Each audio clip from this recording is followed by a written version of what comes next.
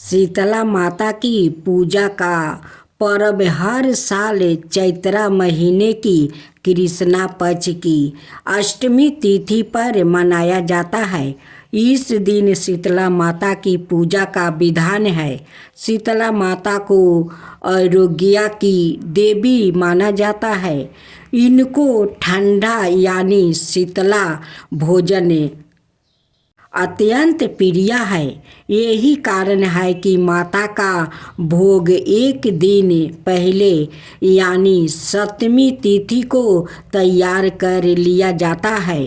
पूजा के साथ व्रत में कथा पढ़ने का बहुत महत्व है। पौराणिक कथा के अनुसार एक बार पार्वती स्वरूपा देवी शीतला माता की पृथ्वी पर बर्मन करने की इच्छा हुई। उन्होंने विचार किया कि इस चराचर जगत में उनकी पूजा कौन करता है, कौन उन्हें मानता है।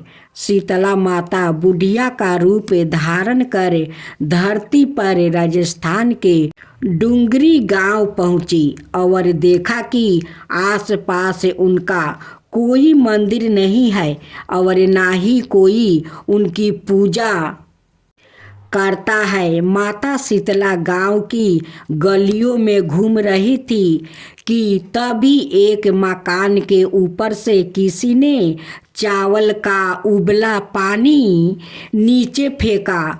उबलती पानी शीतला माता के ऊपर गिरा, जिससे शीतला माता के शरीर में फफोले छाले पड़ गया। शीतला माता के पूरे शरीर में तप होने लगा। शीतला माता चिल्लाने लगी, अरे मैं जल गई, मेरा शरीर तप रहा है, जल रहा है, कोई मेरी मदद करो। लेकिन उस गांव में किसी ने भी शीतला माता की मदद नहीं करने आया। एक कुम्हार महिला अपने घर के बाहर बैठी थी। उसने देखा कि बुढ़िया काफी जल गई है। महिला ने बुढ़िया माई पर खूब ठंडा पानी डाला और बोली, हे माँ, मेरे घर में रात की बनी हुई लबरी रखी है और थोड़ा दही भी है, तू दही लबरी खा ले। बुढ़िया माई ने ठंडी जवार के आटे की लबरी और दही खाया तो शरीर को ठंडक मिली। महिला की नज़र उस बुढ़िया माई के सिर के पीछे पड़ी तो कुम्हार ने देखा कि एक आँख वालों के अंदर छुपी है। यह देखकर वो कुम्हार ने डर के मारे घबरा कर भागने लगी। इसी दौरान उस बुढ़िया माई ने कहा, रुक जा बेटी, तू डर मत, मैं कोई भूत प्रेत नहीं हूँ, मैं शीतला देवी हूँ। मैं तो इस धरती पर यह देखने आई थी कि मुझे कौन मानता है, कौन मेरी पूजा करता है। इतना कहकर माता चार भुजा वाली हीरे जवाहरात के आभूषण पहने, सिर पर स्वर्ण मटुक धारण किए अपने असली रूप में प्रकट हो गई। माता के दर्शन कर महिला सोचने लगी कि अब मैं गरीब इस माता को कहाँ पर बैठाऊं। उसने देवी से कहा कि मेरे घर में तो आपको बैठने तक का स्थान नहीं है, आपकी सेवा कैसे करूं। शीतला माता प्रसन्न होकर उस महिला के घर में खड़े गधे पर बैठ गई। उन्होंने एक हाथ में झाड़ू और दूसरे हाथ में डलिया लेकर महिला के घर की दलीदारता को झाड़ कर डलिया में भर कर फेंक दिया। साथ ही महिला से वरदान मांगने को कहा। महिला ने हाथ जोड़कर कहा, माता, मेरी इच्छा है कि अब आप इसी डूंगरी गांव में स्थापित होकर होली के बाद की अष्टमी को जो भी भक्ति भाव से पूजा करे, आपको ठंडा जल दही बासी ठंडा भोजन चढ़ाए, उसके घर की दरिद्रता को दूर करो। शीतला माता ने महिला को सभी वरदान दे दिया और आशीर्वाद दिया कि इस धरती पर उनकी पूजा का अधिकार सिर्फ कुम्हार जाति का ही होगा। उसी दिन से डुंगरी गांव में शीतला माता स्थापित हो गई और उस गांव का नाम हो गया सील की डुंगरी। शीतला माता अपने नाम की तरह ही शीतला है, वो अपने भक्तों पर खूब कृपा करती है। चैत का महीना आया, होली बद के दिन आए, शीतला सतमी आई, सभी लोग कहने लगे माता आई माता आई। किसने हलवा बनाया है, किसने पूरी बनाई है, माता जी के गरम खाने का भोग लगाया है। माता के अंगे अंग में आग जलने लगी है, तो माता दौड़ी दौड़ी कुमार के घर गई। कुमार को कहा मेरा अंग अंग जल रहा है, मुझे ठंडी मिट्टी में लिटना है। ठंडी मिट्टी में लिटाने से माता को थोड़ी ठंड मिली है। और बोली कुम्हार मुझे भूख लगी है।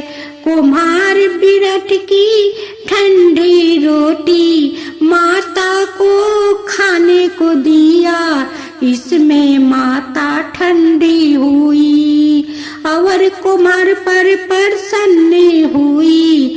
माता ने कहा सारी नगरी में हाहाकार होगा, केवल तेरा घर बचेगा। सारा नगर तराही करने लगा और कुम्हार का घर बच गया। गांव वालों कहने लगे कुम्हार तूने क्या जादू किया है, जिससे तेरा सारा नगर नष्ट हो गया और तेरा घर बच गया। कुम्हार ने कहा मैंने कोई जादू टोना नहीं किया है, मैंने तो बस माता को शीतल किया है।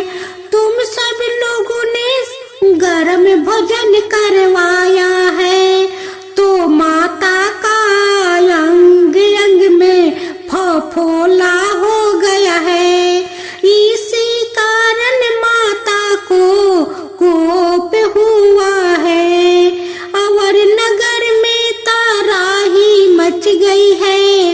लोगों ने पूछा माता कहाँ है, तो कुम्हार कहने लगा माता नीम के नीचे ठंडी छाया में बैठी है।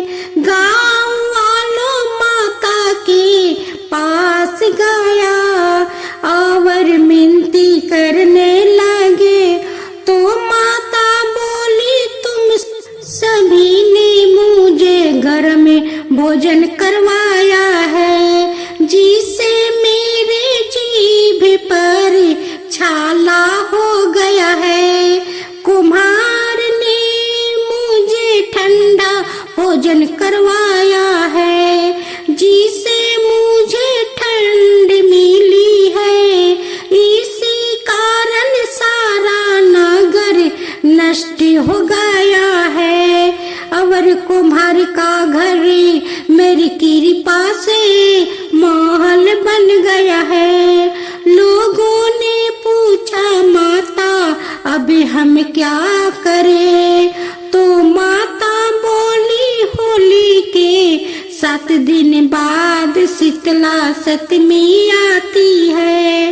उस दिन सभी गाँव वासी स्त्रियाँ छठ के दिन मनाए ठंडे खाने से मेरी पूजा करे ओ भोग लगाए।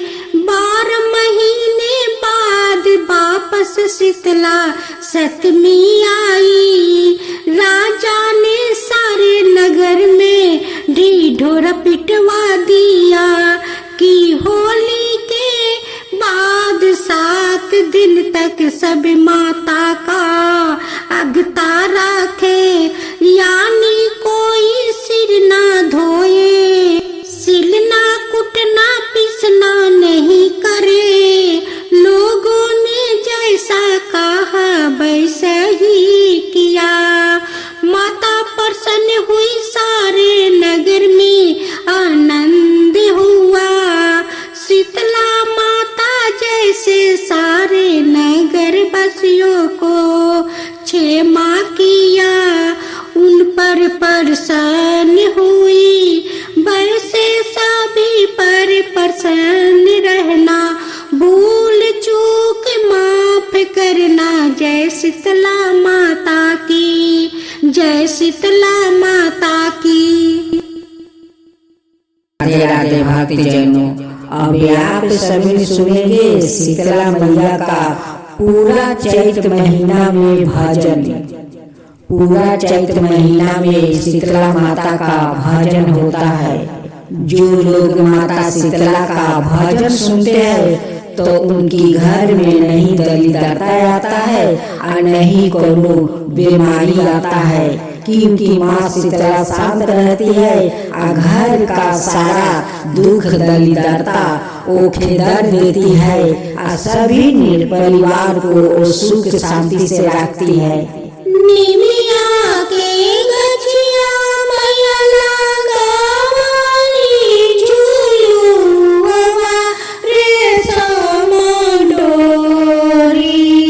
निमिया के गछिया मैया लगावाली झूलुआ रेशम डोरी। मैया पीरिया लागा वेली सोना चानी, मैया पीरिया लागा वेली सोना चानी। ताई ऊपर शीतला मैया झूलाली झूलुआ की झूली झूली। ताई ऊपर शीतला मैया झूलाली झूलुआ की झूली झूली। मैया मोरी गावेली गीत की झूली झूली। मैया मोरी गावेली गीत की झूली झूली। गीतिया गावता माई के गालवा सुखाइले की चली बाइली। ओ मालिनिया दुआरा के चली बाइली। ओ मालिनिया दुआरा के चली बाइली। गीतिया गवाता माई के गालवा सुखाइले की चली बाइली।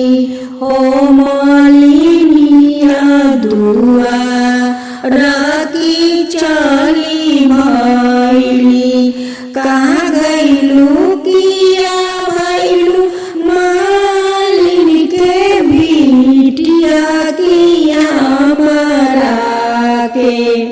तानी पानिया पिया वाकी हमरा के। तानी पानिया पिया वाकी हमरा के।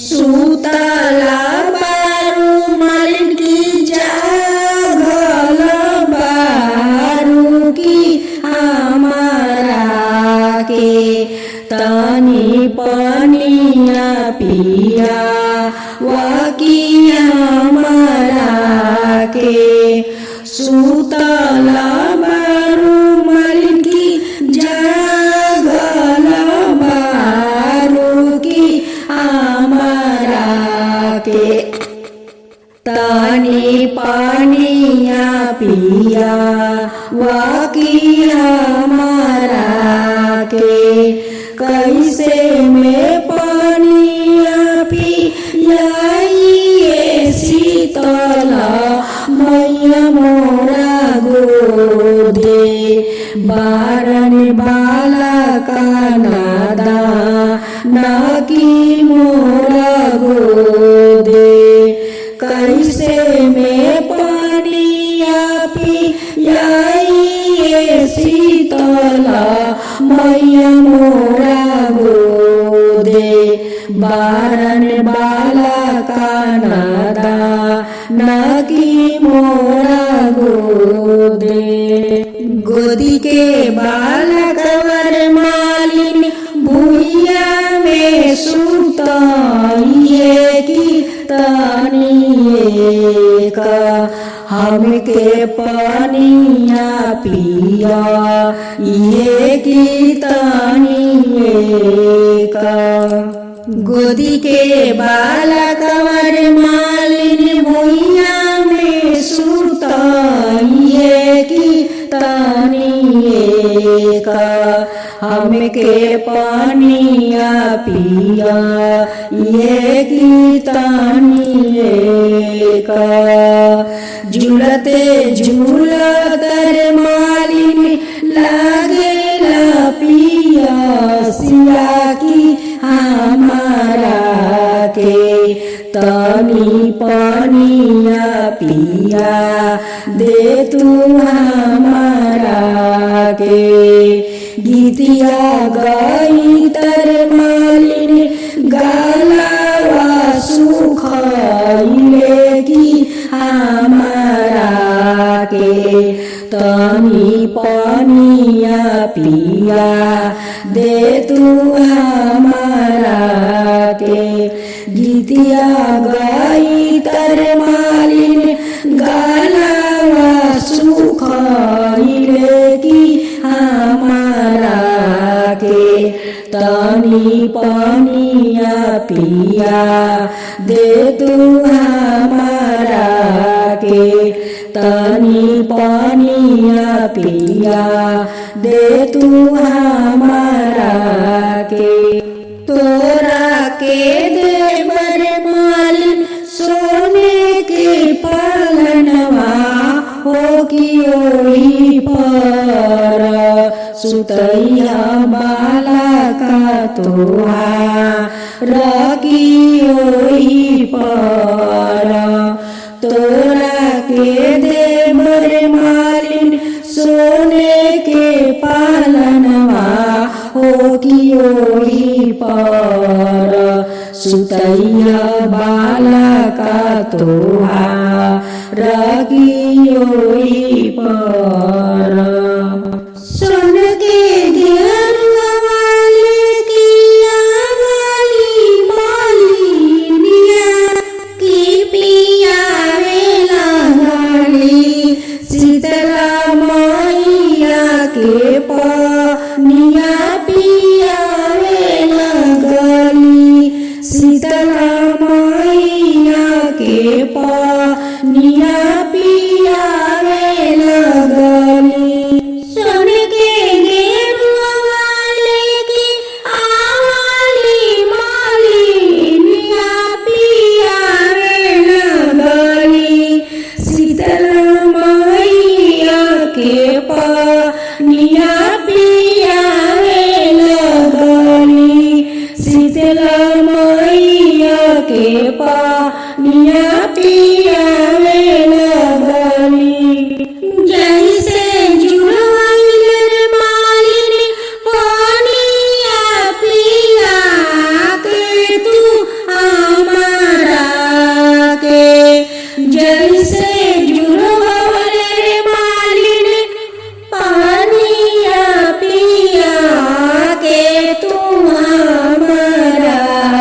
के ओइसे तोरे दियावा जुड़ा सखी ओइसही तोर पतोहिया जुड़ा सखी ओइसही जैसे जुड़वले मालिन पानिया पिया के तू हमारा के ओइसे तोर दियावा जुड़ा सखी ओइसही तोर पतोहिया जुड़ा सखी ओइसही बन रही तोर नैयर ससुर बनल रही परिवारवा हो कि बनल रही तोरो सिरा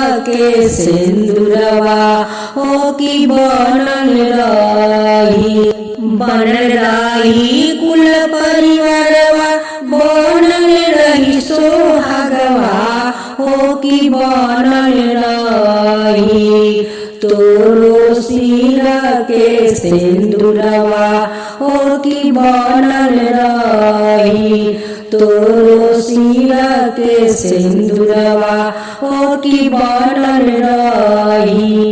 आगे दूसरा भजन सुने में कौने रंग निमिया के गछिया कौने रंगे झुलुआ हो आए कौने रंगे दुर्गा मैया झुलली झुलुआ हो आए कौने रंगे शीतला मैया झुलली झुलुआ हो आए कौने रंगे दशा मैया झुलली झुलुआ हो हरे रंग निमिया के गछिया रेशम लागल झुलुआ हो आए गोरे रंग दुर्गा मैया झुलली झुलुआ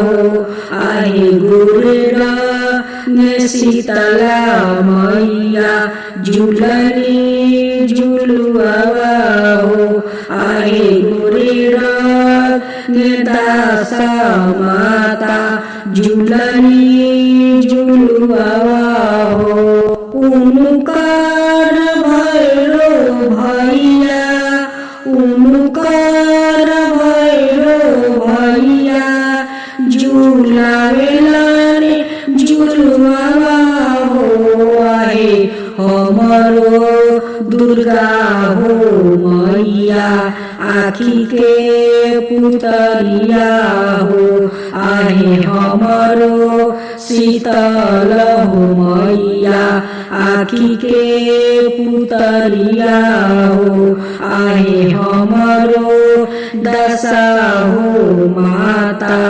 आखी के पुतरिया हो अरे उनकर जे बरन रखवारवा अरे उनको जे बरन रखवारवा बिरहानु मनवा हो आए गलवा में पेनले बारने मोतिया नमलवा हो उनकर जे बरन रखवारवा बिरहानु मनवा हो आए गलवा में पेनले बारने मोतिया नमलवा है आए सिर पर पेनले बारने सोने के मटुकावा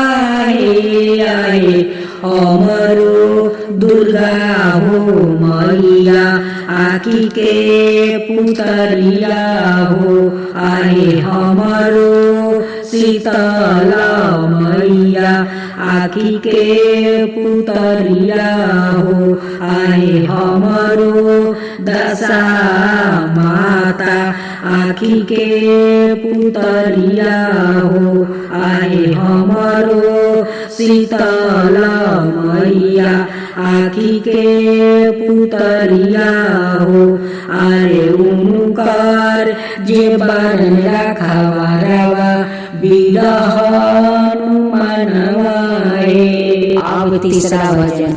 नवरात्रि के शुभ घड़ी आई भक्तों ने माता के मूर्ति बैठाई नवरात्रि के शुभ घड़ी आई भक्तों ने माता के मूर्ति बैठाई झूम झूम के हो झूम झूम के पंडा करावत रहो पूजा मैया जी के झूम झूम के पंडा करावत रहो पूजा मैया जी के झूम झूम के अनेरा आयल मैया रौरी दुआरी अनेरा आयल मैया रौरी दुआरी दर्शन दी हे कल्याणी दर्शन दी हे कल्याणी पान चढ़ावे मायके फूल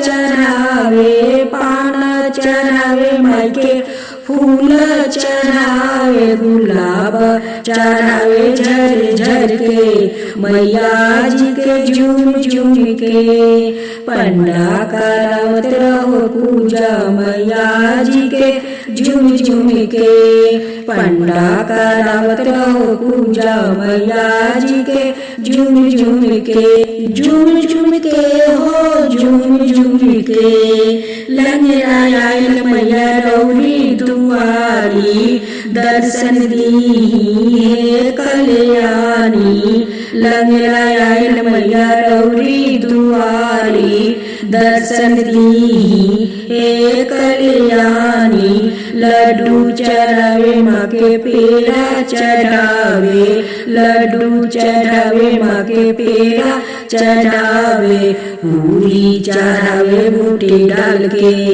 पूरी चढ़ावे बूटे डाल के मैया जी के झूम झूम के पंडा करावत रहो पूजा मैया जी के झूम झूम के बाजी आयल मैया रौरी दुआरी बाजी आयल मैया रौरी दुआरी दर्शन दी हे कल्याणी कुमकुम लगावे मायके चुनरी पहनावे कुमकुम लगावे मायके चुनरी पहनावे चादर ओढ़ावे झालर लागल मैया जी के झूम झूम के चादर ओढ़ावे झालर लागल मैया जी के झूम झूम के हो झूम झूम के पंडा करावत रहो पूजा मैया जी के झूम झूम के पंडा करावत रहो पूजा मैया जी के झूम झूम के।